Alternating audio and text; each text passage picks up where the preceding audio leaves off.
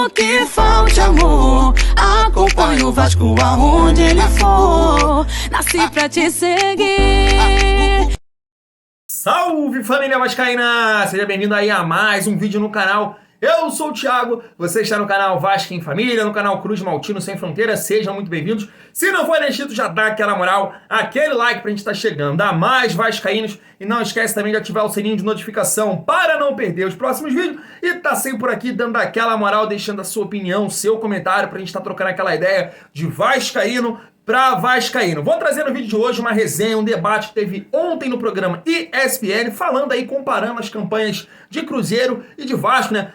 Quando você analisa o time do Cruzeiro e de Vasco, você não vê tanta diferença. E por que o Cruzeiro consegue ser muito mais competitivo, vamos dizer assim, no momento de dificuldade, o jogo não tá indo, a coisa não tá acontecendo, o Cruzeiro vai lá e garante os 3 pontos, e o Vasco sempre com essa dificuldade aí, perdendo jogos para Sampaio Corrêa, Novo Horizontino, para Ponte Preta, né? Um jogo onde parecia que o Vasco ia ter a sua primeira vitória de virada na competição, o Vasco vai lá e perde o jogo. O Globo até destacou, né, as probabilidades do Vasco, que era quase 80, de disputar a Série A no ano que vem, e diminuiu bastante. A gente vê o Grêmio aqui com 92,9% de chance de subir para a Série A, tá a 10 pontos do quinto colocado, né, com as derrotas aí de Bahia e Vasco. O Grêmio chegou a 92% ali, 0,9 de chance de disputar a Série A no ano que vem. O Cruzeiro tá aí 99,97, o Cruzeiro já subiu, e o Vasco, o Bahia tá com 75,3 e o Vasco 56,6. Por que nosso rendimento caiu tanto assim, família vascaína? E aí a ESPN trouxe esse debate aí, quero saber se vocês concordam com eles. Mas antes é o seguinte, ontem foi noticiado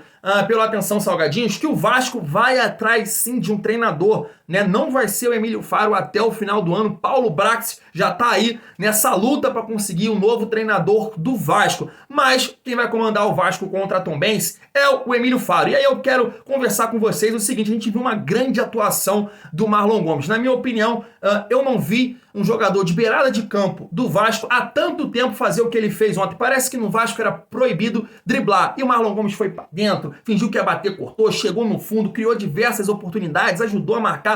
Tudo que um ponta moderno faz, o Marlon Gomes fez naquele jogo contra a Ponte Preta. Agora, o fato é o seguinte, família vascaína: quando você viu, né, a disposição tática do Vasco no início do jogo, o Marlon Gomes estava construindo as jogadas pelo meio, na função do Nenê. E no decorrer do jogo, houve um ajuste. O Emílio Faro leva o Marlon Gomes para a beirada e traz o Alex Teixeira para o meio, na função do Nenê. E aí que vem a minha pergunta, o debate. Quero saber a opinião de vocês nos comentários. Nenê fica barrado na opinião de vocês? Porque, na minha visão, no meu ponto de vista, não dá para jogar com o Alex Teixeira nesse momento pela condição física, aberto pelo lado. Isso foi observado pelo Emílio Faro, ele corrigiu rapidamente ali ainda no primeiro tempo. Então, na função onde o Nenê joga, é onde o Alex Teixeira pode produzir mais. E aí vem o meu questionamento, família vascaína. Na minha opinião, Nenê, vovô garoto, nunca pensei que ia falar isso, está fora do time titular, na minha opinião. O time do Vasco seria o seguinte, vou falar time completo: Thiago Rodrigues, Quinteiro, Anderson Conceição. Lateral direito você joga a camisa pro alto e quem pegar, qualquer um, porque os dois são horrorosos. Mas se fosse para citar um, para não ficar em cima do muro, eu escolheria aí o Matheus Ribeiro. Por quê, Thiago? O cara é horroroso, reserva absoluto do Avaí. É porque dentro de casa o Vasco tem uma enorme dificuldade, os times jogam retrancados, e aí eu acho o Matheus Ribeiro com mais qualidade que o Léo Matos. Por isso, um pouquinho a mais aí, qualidade ofensiva, do que o Léo Matos ficaria com o Matheus Ribeiro. E o PV na lateral esquerda, porque ninguém aguenta mais o Edmar. No meio campo, Yuri Lara e Andrei. Aí vem o debate, eu quero saber a opinião de vocês. Nenê joga nesse time? No meu não, ficaria com Alex Teixeira no meio, construindo na função aí do Nenê, aberto pela ponta esquerda, como jogou contra a Ponte Preta, Marlon Gomes. Pela direita, Figueiredo, e o meu centroavante seria o Egnaldo.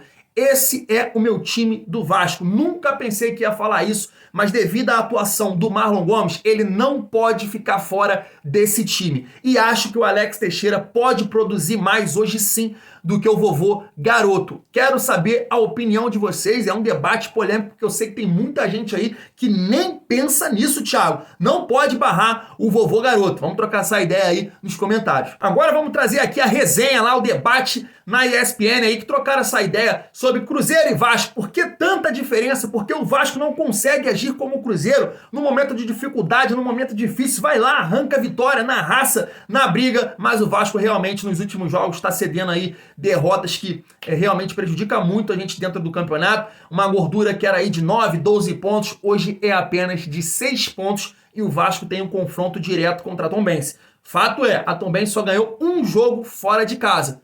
Mas a gordura que era de 9, 12, hoje é de 6, família vascaína. Vamos ver esse debate aí, vamos ver essa resenha lá do ESPN. Se liga só. Os jogos estavam mais apertados, estavam difíceis, né? E o Cruzeiro conseguiu encontrar solução para ganhar. E ontem foi mais um jogo assim. Agora a gente fala de uma outra equipe também da Série B, que jogou na rodada, né, obviamente, o Vasco.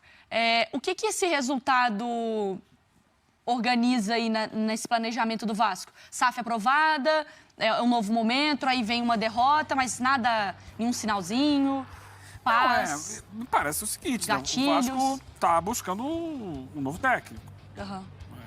A SAF tem que assumir de fato o clube, isso vai demorar, a gente já falou aqui ontem, alguns dias ainda, mas o Brax já foi anunciado e imagino que ele esteja no mercado. Então, assim, o Emílio Faro está ali, né? Ele mesmo já sabe que não vai ficar e tem que resolver isso, porque enquanto não resolve, fica em aberto, aí fica aquela nau sem comandante, tá indo, mas... Então, a ideia foi essa, não contratar ninguém na hora que saiu o Maurício Souza, imaginando que o Emílio Faro pudesse dar aquela pegada ao Vasco. Funcionou no início, mas a gente já vê que esse tipo de jogo, né? Parece muito jogo contra o Novo Horizontino, que o Vasco não consegue se impor no jogo. E acaba perdendo mais como se diria na malandragem, na sugestão, né? A Ponte ganhou na sugestão. Vou lá, vou cruzar a bola na toalha e vou fazer o gol de cabeça. Fez o primeiro, o segundo, quando o Vasco era melhor, outro gol que não é de cabeça, mas é em escanteio. E algumas coisas a definir ali. Por exemplo, o goleiro do Vasco falhou no primeiro gol. Uma bola que foi em cima dele, bate na mão dele e eles palmam para dentro do gol. Precisa resolver esse tipo de situação. Porque, ao contrário do Cruzeiro, que em jogos difíceis tira forças do nada e vai buscar os 3 pontos, o Vasco não está conseguindo. O Vasco, pelo contrário, está perdendo jogos que ele poderia ter vencido. O Vasco ontem teve oportunidades para vencer o jogo contra a Ponte Preta. É que parece, comparando, obviamente, quando a gente pega o Cruzeiro e o Vasco, que o Cruzeiro ele tem um poder de reação. O Vasco ele depende dele talvez começar com gol, ele começar com um jogo que se apresente favorável a ele, do que reverter quando a situação buscou, né? Ele saiu atrás e conseguiu buscar o empate e poderia ter virado ainda no primeiro tempo. Mas aí...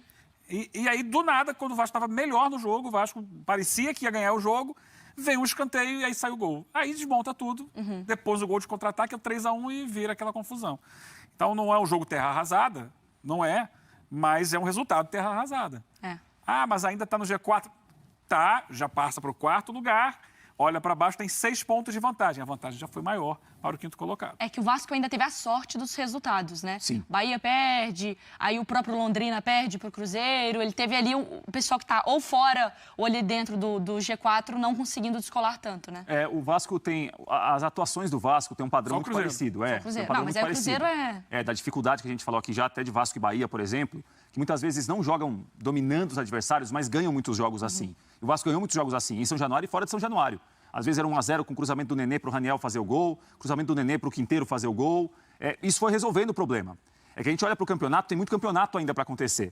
E quem não tem atuações tão seguras, tão regulares assim, sempre tem algum risco. A campanha até agora está colocando o Vasco merecidamente entre os 4 primeiros. Mas acho que para dar aquele passo definitivo para voltar para a Série A, é preciso que o nível das atuações suba. Não sei se vai subir. Até agora foi suficiente, mas causa essa dúvida que o Eugênio falou. 6 pontos de vantagem, são 2 rodadas, às vezes um empate aqui, quem está em 5º ou 6º acaba se aproximando mais. Mas eu acho que o Vasco está com atuações com nível para exatamente dessa pontuação. Para hoje estar entre os 4 melhores, mas não sobrar na competição como o Cruzeiro sobrou. Eu acho que tem mais um elemento nessa análise aí, que é um empate ali pode apertar. Tem a questão do trauma. é um Vasco que tá doido para subir. Sim. É um torcedor que tá em ebulição. Sim. Porque quando tá tudo bem, óbvio, o torcedor comemora, ele aparece, a torcida do Vasco, ninguém questiona a torcida do Vasco, como ela é fiel e como ela apoia. Só que, cara, o torcedor tá de saco cheio de ser maltratado. Aí ele começa a ver, meu Deus, 6 pontos, 4 pontos, perdi ali, perdi ponto aqui. O torcedor também não tem sangue de barata, ele começa a entrar. Ter em mente que dentro ali do departamento não de pode futebol, acontecer isso. Não, o Vasco vive um momento muito diferente, que é um momento de transição. Todo mundo que mandava até agora passa a ter um novo chefe. Chega o Paulo Brax, que vai mandar no departamento de futebol. Então vai chegar também um novo técnico. Então tudo ali, hoje, é incerteza. Claro que o elenco vai permanecer, a não ser que não vai contratar todo mundo novo. Pode chegar 2, 3 reforços chegarem, porque a janela está fechando, não sei se vai dar tempo de contratar. Vem, né? Mas a estrutura está mudando. Então, quando você tem uma instabilidade, isso se reflete também em campo. O Vasco precisa rapidamente resolver isso. Como vai ser? Vai ser a partir de agora é assim. Ok, vamos tocar o barco para tentar recuperar o que vinha fazendo. Porque ele está oscilando negativamente nos últimos jogos. E o torcedor sabe que essa oscilação pode ser muito perigosa pro plano, e até pro plano da SAF, né? Porque um acesso, obviamente, está nessa conta. Né? Sim, não tem como a gente pensar no Vasco com a SAF e jogar na Série B mais um ano. É muito complicado, porque por mais que realmente São Januário, a gente tem visto rodada após rodada a torcida do Vasco demonstrar o amor que tem, empurrar o time muitas vezes. O Vasco ganhou alguns jogos de São Januário muito mais pelo ambiente criado do que propriamente pelo que o time apresentou. E o ambiente realmente na Série B tem um peso muito grande de intimidar, de incomodar o adversário, mas é preciso realmente ficar muito atento, né? Porque derrotas como essa de Campinas, em Campinas ontem, a de Novo Horizonte, esses tropeços pelo caminho, sempre deixam o vascaíno muito ressabiado. Será que dá para subir assim? O que a gente joga dá para subir? Dá para garantir? Talvez seja possível que suba, mas a impressão que vai subir não no é sufoco. Tranquilo, né? Não é um voo. A gente pode usar o argumento que talvez o Cruzeiro tenha um bom treinador, né? O Pesolano realmente vem fazendo aí um trabalho de destaque dentro do Cruzeiro, porque se você vê peça por peça, o Cruzeiro não é de forma alguma melhor que o Vasco, mas parece que o treinador realmente tem um elenco na mão, as peças que ele consegue escolher ali rende bem, é um Cruzeiro que é um time muito competitivo, aguerrido, não perdeu essa qualidade do início até o momento, ao presente desse campeonato, e o Vasco realmente viveu uma estabilidade muito grande aí, principalmente com a entrada do Maurício Souza. Ali eu acho que desandou tudo, família vascaína. Se não fosse esse técnico estagiário, eu acho que o Vasco estava vivendo sim um momento melhor. O treinador que tentou colocar ideias que não cabiam no elenco do Vasco, porque o Vasco é fraco tecnicamente, e ele queria jogar, sei lá, como um Real, como um Barça, um time que propõe o jogo, e como o Casimiro falou uma vez, o Vasco tem que pegar pouco na bola, porque é um time muito ruim. Então, se não fosse o Maurício Souza, acho que o Vasco estaria aí, não na pegada do Cruzeiro, mas estaria melhor colocado, com uma gordura aí maior do que está nesse momento aí de 6 pontos para o 5º colocado. Quero saber a sua opinião, vamos trocar essa ideia aí nos comentários. Vou ficando por aqui, tamo junto, e é muito bom ser Vasco.